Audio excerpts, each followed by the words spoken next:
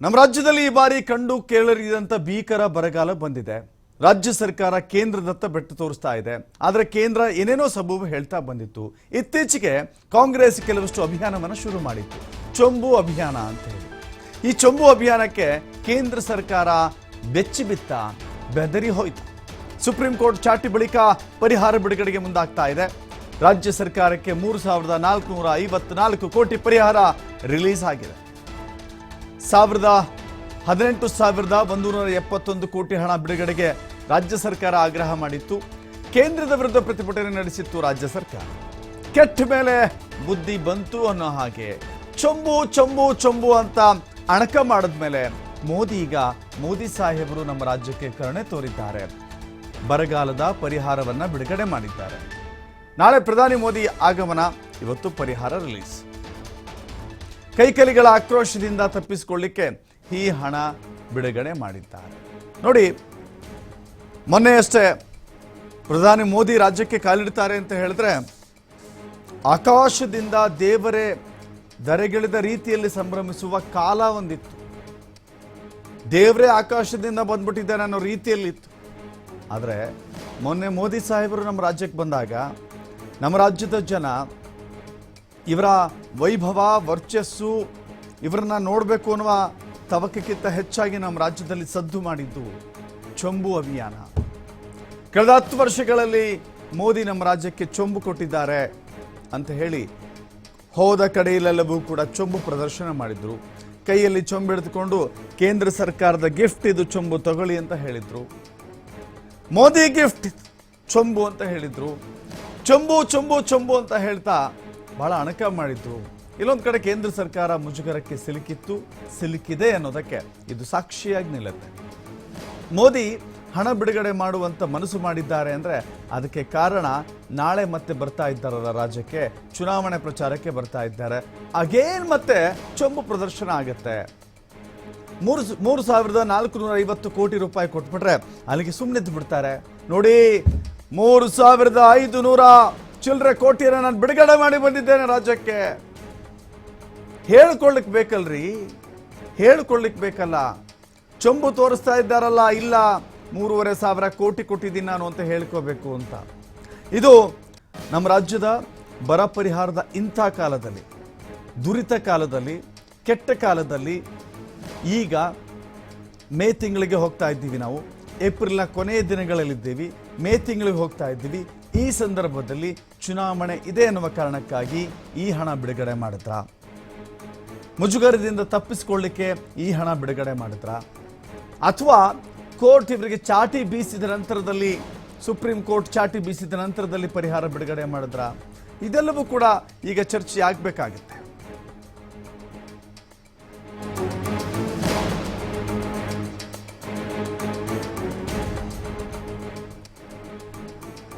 ಬರ ಪರಿಹಾರಕ್ಕೆ ಯಾವ ರೀತಿ ಸರ್ಕಸ್ ಆಯಿತು ಅನ್ನೋದನ್ನ ಹಾಗೆ ನೋಡ್ತಾ ಹೋಗೋಣ. ಯಾಕಂದ್ರೆ ನಮ್ಮ ಇಡೀ ರಾಜ್ಯದ 236ರಲ್ಲಿ 223 ತಾಲೂಕುಗಳು ಬರಪೀಡಿತ ಪ್ರದೇಶಗಳಾಗಿದ್ದಾವೆ.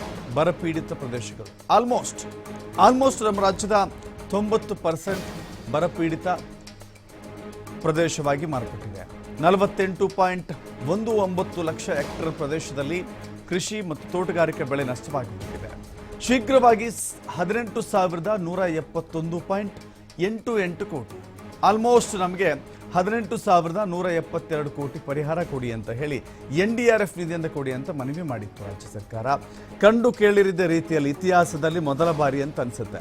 ದೆಹಲಿಗೆ ಹೋಗಿ ನಮ್ಮ GST ಶೇರ್ ಕೊಡಿ ಅಂತ ಹೇಳಿ ರಾಜ್ಯದ ಸರ್ಕಾರ ಒಂದು ನಮ್ಮ ಫೆಡರಲ್ ಸ್ಟ್ರಕ್ಚರ್, ಒಕ್ಕೂಟ ವ್ಯವಸ್ಥೆಯ ವಿರುದ್ಧ ಹೋರಾಟ ಮಾಡಿ ಬಂದಿರುವಂಥ ನಿದರ್ಶನ ಇದ್ರೆ ಈ ಅವಧಿಯಲ್ಲಿ, ಮೋದಿ ಅವಧಿಯಲ್ಲಿ, ನಮ್ಮ ರಾಜ್ಯದ ಪ್ರತಿಭಟನೆಯ ನಂತರದಲ್ಲಿ ನಮ್ಮ ರಾಜ್ಯದ ಇಡೀ ರಾಜ್ಯ ಸರ್ಕಾರವೇ ಹೋಗಿ ದೆಹಲಿಯ ಜಂತರ್ ಮಂತರ್ನಲ್ಲಿ ಪ್ರತಿಭಟನೆಗೆ ಕುಳಿತಿತ್ತು. ಆ ನಂತರದಲ್ಲಿ ಬೇರೆ ಬೇರೆ ರಾಜ್ಯದ ಪ್ರತಿನಿಧಿಗಳು, ರಾಜ್ಯ ಸರ್ಕಾರಗಳು ಹೋಗಿ ಪ್ರತಿಭಟನೆಯನ್ನು ಮಾಡಿದ್ವು. ಆದರೆ ಪರಿಹಾರ ಸಿಕ್ಕಿಲ್ಲ. ಈಗ ಚೊಂಬು ಅಂತ ಹೇಳಿದ ತಕ್ಷಣ ಮೋದಿ ಸಾಹೇಬರು ಬಿಡುಗಡೆ ಮಾಡಿದ್ದಾರೆ. ನೋಡಿ, 4,663 ಕೋಟಿ ರೂಪಾಯಿ ಇನ್ಪುಟ್ ಸಬ್ಸಿಡಿ, 12,577 ಕೋಟಿ ರೂಪಾಯಿ ತುರ್ತು ಪರಿಹಾರ, ಒಟ್ಟು 18,000 ಕೋಟಿ ಕೊಡಿ ಅಂತ ಕೇಳಿದ್ವಿ ನಾವು. ನಮ್ಮ ರಾಜ್ಯದ ಸರ್ಕಾರ ಕೇಳಿತ್ತು, ನಮ್ಮ ನಾಳುವಂತ ಸರ್ಕಾರ ಕೇಳಿತ್ತು. ಅದರಲ್ಲಿ ಕುಡಿಯೋ ನೀರಿಗೆ 566 ಕೋಟಿ, ಜಾನುವಾರುಗಳ ಸಂರಕ್ಷಣೆಗೆ 363 ಕೋಟಿ ಮನವಿಯನ್ನ ಮಾಡಿಕೊಂಡಿದ್ವಿ. ಆದರೆ ಸೆಪ್ಟೆಂಬರ್ 22, 2023ಕ್ಕೆ ಬರ ಪರಿಹಾರ ಕೊಟ್ಟಿಲ್ಲ ಅಂತ ಹೇಳಿ ಒಂದು ರೀತಿ ಬೇರೆ ಬೇರೆ ರೀತಿಯ ಉಪಯೋಗಗಳನ್ನ, ಬೇರೆ ರೀತಿ ದಾರಿಗಳನ್ನ ಹುಡುಕಬೇಕಾಯಿತು. ಸೆಪ್ಟೆಂಬರ್ 21ಕ್ಕೆ ಕೇಂದ್ರ ಗೃಹ ಸಚಿವರಿಗೆ, ಕೇಂದ್ರ ಕೃಷಿ ಸಚಿವರಿಗೆ ಪತ್ರವನ್ನು ಕೂಡ ಬರೆದಿದ್ರು ಮುಖ್ಯಮಂತ್ರಿ ಸಿದ್ದರಾಮಯ್ಯ. ಮುಂಗಾರು ಹಂಗಾಮಿನ ಮಧ್ಯದಲ್ಲಿಯೇ ಬರ ಪರಿಹಾರಕ್ಕೆ ಮನವಿ ಮಾಡಿಕೊಂಡಿದ್ರು. ನವೆಂಬರ್ 20, 2023ರಂದು ಕೇಂದ್ರ ಸರ್ಕಾರದ ಕೃಷಿ ಕಾರ್ಯದರ್ಶಿಗೂ ಕೂಡ ಪತ್ರ ಬರೆದಿದ್ರು. ಕರ್ನಾಟಕಕ್ಕೆ ರಾಷ್ಟ್ರೀಯ ವಿಪತ್ತು ನಿರ್ವಹಣಾ ನಿಧಿ ಅಂದರೆ NDRFನಿಂದ ಪರಿಹಾರವನ್ನು ಕೊಡಬೇಕು ಎನ್ನುವ ಬಹುದೊಡ್ಡ ಆಗ್ರಹವನ್ನು ಮಾಡಿದ್ರೂ ಕೂಡ ನಂತರದಲ್ಲಿ ನವೆಂಬರ್ 22ಕ್ಕೆ 20ಕ್ಕೆ ಒಂದು ಶಿಫಾರಸ್ ಆಯಿತು. ಚುನಾವಣೆಗೆ 4 ತಿಂಗಳು ಇರುವ ಮೊದಲೇ ಗೃಹ ಸಚಿವರಿಗೂ ಕೂಡ ಮನವಿ ಮಾಡಲಾಯಿತು. ನವೆಂಬರ್ 25ಕ್ಕೆ ನಿರ್ಮಲಾ ಸೀತಾರಾಮನ್ಗೂ ಕೂಡ ರಾಜ್ಯ ಸರ್ಕಾರ ಮನವಿ ಮಾಡಿತು. ನಮ್ಮ ರಾಜ್ಯವನ್ನು ಪ್ರತಿನಿಧಿಸುವಂಥ ವ್ಯಕ್ತಿಯವರು ನಿರ್ಮಲಾ ಸೀತಾರಾಮನ್ ನಮ್ಮ ರಾಜ್ಯದಿಂದ ರಾಜ್ಯಸಭೆಗೆ ಆಯ್ಕೆಯಾದಂಥವ್ರು. ಅವರಾದರೂ ನಮ್ಮ ರಾಜ್ಯಕ್ಕೆ ಕಣ್ತೆರಿತಾರ, ನಮ್ಮ ರಾಜ್ಯದ ಪರವಾಗಿ ಧ್ವನಿ ಎತ್ತಾರ, ನಮ್ಮ ರಾಜ್ಯದ ಬರಪೀಡಿತ ಪ್ರದೇಶಗಳಿಗೆ ನ್ಯಾಯ ಒದಗಿಸ್ತಾರ ಅಂತ ಹೇಳಿದ್ರೆ ಅಲ್ಲಿಯೂ ಕೂಡ ನಮ್ಗೆ ಯಾವುದೇ ರೀತಿಯ ಪೂರಕ ಸ್ಪಂದನೆ ಸಿಕ್ಕಿಲ್ಲ, ನಮ್ಮ ರಾಜ್ಯ ಸರ್ಕಾರಕ್ಕೂ ಸಿಕ್ಕಿಲ್ಲ. ನವೆಂಬರ್ 27ಕ್ಕೆ ಪ್ರಧಾನಮಂತ್ರಿಗಳಿಗೂ ಕೂಡ ಸಿದ್ದರಾಮಯ್ಯ ಪತ್ರ ಬರೀತಾರೆ. ಡಿಸೆಂಬರ್ 20ಕ್ಕೆ ಗೃಹ ಸಚಿವ ಅಮಿತ್ ಶಾ ಭೇಟಿ ಕೊಡ್ತಾರೆ. ಡಿಸೆಂಬರ್ 23ಕ್ಕೆ ಸಭೆ ನಡೆಸಿ ತೀರ್ಮಾನ ಮಾಡ್ಬಿಡ್ತೀವಿ ಅಂತ ಹೇಳಿ ಹಾಗೆ ಹೋಗ್ತಾರೆ. ಬರ ಪರಿಹಾರ ಕೊಡುವಂತೆ ಎಷ್ಟೇ ಹೇಳಿದ್ರು ಕೂಡ ಆಗೋದಿಲ್ಲ. ಕೊನೆಗೆ ಕೇಂದ್ರ ಸರ್ಕಾರಕ್ಕೆ ಸುಪ್ರೀಂ ಕೋರ್ಟ್ ಚಾಟಿ ಬೀಸಿದ ನಂತರದಲ್ಲಿ ಈಗ ಚಿಕ್ಕ ಮೊತ್ತದ ಪರಿಹಾರವನ್ನು ನೀಡಲಿಕ್ಕೆ ಕೇಂದ್ರ ಸರ್ಕಾರ ಮುಂದಾಗ್ತಾ ಇದೆ. ಇದನ್ನ ರಾಜ್ಯ ಸರ್ಕಾರ ಒಪ್ಪುತ್ತಾ ಅಂತ ಹೇಳಿದ್ರೆ ಖಂಡಿತವಾಗೂ ಕೂಡ ಒಪ್ಪಲ್ಲ. ಇದನ್ನು ವಿರೋಧಿಸಿ ಪ್ರತಿಭಟನೆ ಮಾಡಲಿಕ್ಕೆ ಮುಂದಾಗ್ತಾ ಇದ್ದಾರೆ. ಯಾವಾಗ ಮನುಷ್ಯನಿಗೆ ಹಸಿವಾಗುತ್ತೋ ಹಸಿದವನಿಗೆ ಊಟ ಕೊಡೋದು ಧರ್ಮ. ಕುಡಿಯೋಕೆ ನೀರಿಲ್ಲ ಅಂದಾಗ ಕುಡಿಯೋ ನೀರಿನ ವ್ಯವಸ್ಥೆ ಮಾಡೋದು ಧರ್ಮ. ಆ ಧರ್ಮದ ಕೆಲಸವನ್ನು ಸರ್ಕಾರ ಧರ್ಮಕ್ಕೆ ಮಾಡಬೇಕಾಗಿರಲಿಲ್ಲ, ಅದರ ಕರ್ತವ್ಯ ಅಂತ ಮಾಡಬೇಕಾಗಿತ್ತು.